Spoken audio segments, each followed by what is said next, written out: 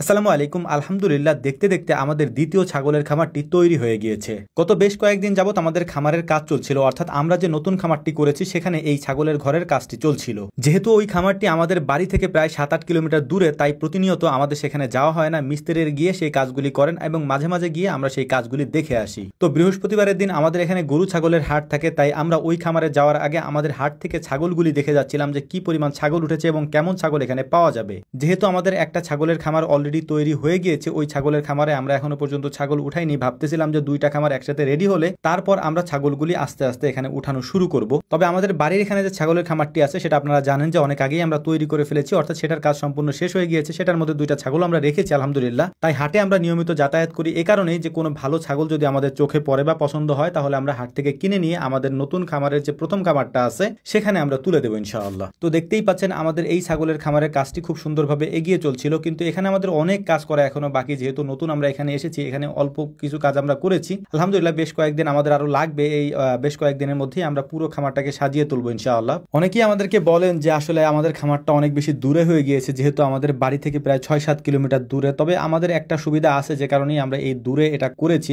মানে যার যার সুবিধা মতো সে সেই তো করে, তো আমাদের একটা সুবিধা এখানে আছে, সে কারণে আমরা এটা করেছি আলহামদুলিল্লাহ। আমাদের সেই সুবিধাটা হচ্ছে যে এখানে আনিস ভাই এই খামারটা দেখাশোনা করেন, এর পাশাপাশি আমরা প্রতিদিন 2-1 বার করে এখানে আসি এটা দেখে যাওয়ার জন্য। যা যা লাগে আমরা সেটা দিয়ে যাই এবং পরিচর্যা করার জন্য যা যা করা লাগে সেগুলি আমরা এখান থেকে করে যাই আলহামদুলিল্লাহ। আমি আগেও আপনাদেরকে বলেছি, খামার করার জন্য সব থেকে বেশি জরুরি যেটা সেটা হচ্ছে যাতায়াত ব্যবস্থা। যেখানে আপনার যাতায়াত ব্যবস্থা ভালো থাকবে, অর্থাৎ যে খামারের যাতায়াত ব্যবস্থা ভালো থাকবে ওই খামারের অর্ধেক কাজ কমে যাবে শুধুমাত্র যাতায়াত ব্যবস্থার জন্য। তো যাই হোক, নতুন ওই খামারের মধ্যে আমরা বেশ কয়েকটা গাছ লাগাবো, এই জন্য আমাদের এখান থেকে আমরা কিছু জৈব সার অর্থাৎ গোবরের যে সারটা রয়েছে সেটা নিয়ে যাবো ইনশাআল্লাহ আজকে। এর পাশাপাশি বেশ কিছু ফার্মি মুরগির প্যারেন্টস আমরা এখান থেকে নিয়ে যাবো, কারণ ওই খামারে যে প্যারেন্টস গুলো ছিল ওইগুলো একজন এসে একদিনে নিয়ে গিয়েছে। আমরা অনেকবার রিকোয়েস্ট করেছিলাম যে নিয়েন না বা আমরা দিব না, বাট জোরাজোরি করে নিয়ে গিয়েছে। এখন ওখানে আমাদের ফার্মি মুরগি একেবারে নাই বললেই চলে। তো আমরা এগুলি নিয়ে খামারে চলে এসেছি, অর্থাৎ আমাদের যে নতুন খামারটা রয়েছে সেখানে চলে এসেছি। আজকে মোটামুটি আপনাদেরকে আমরা দেখাবো আমাদের যে ছাগলের খামারটা রয়েছে সেটার কাজও কমপ্লিট হয়ে গিয়েছে একেবারে ফাইনালি। এখন এখানে আমরা দ্রুত হচ্ছে যে ছাগল উঠাবো। আমাদের দুইটা খামারের জন্য আমরা ছাগল কেনা শুরু করবো আস্তে আস্তে করে, কারণ দুইটা খামারই আমাদের এখন প্রস্তুত হয়ে গিয়েছে ছাগল উঠানোর জন্য।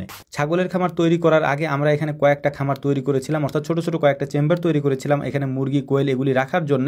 তো এইগুলি অনেকদিন ধরে ফাঁকা পড়ে আছে এবং আমাদের অন্যান্য খামারে যেহেতু এখন জায়গা কম, তাই ওখান থেকে আমরা এনে এখানে আপাতত রাখার চেষ্টা করছিলাম। আমাদের এখানে যে অরিজিনাল জাপানি কোয়েলগুলি আছে এই কোয়েলগুলি প্রচুর পরিমাণে ডিম দেয়, এটা আপনারা অনেকেই জানেন। এর পাশাপাশি এই কোয়েলগুলির মধ্যে অনেকগুলি কালার হয়ে থাকে, ওই কালারগুলির মধ্যে থেকে যে কালারগুলি দেখতে সব থেকে বেশি সুন্দর ওই কালারগুলিকে আমরা আলাদা করছিলাম। এর মধ্যে সাদা করেছি এবং বিভিন্ন ধরনের যে কালারগুলি আছে ওগুলোকে আমরা আলাদা করেছি, যাতে করে নতুন নতুন কালারগুলি আমরা তৈরি করতে পারি এখানে নতুন করে ব্রিডিং করে। এখানে আমরা আজকে কাজে এসেছি সকালে, কারণ আজকে যেহেতু জুমার দিন। এর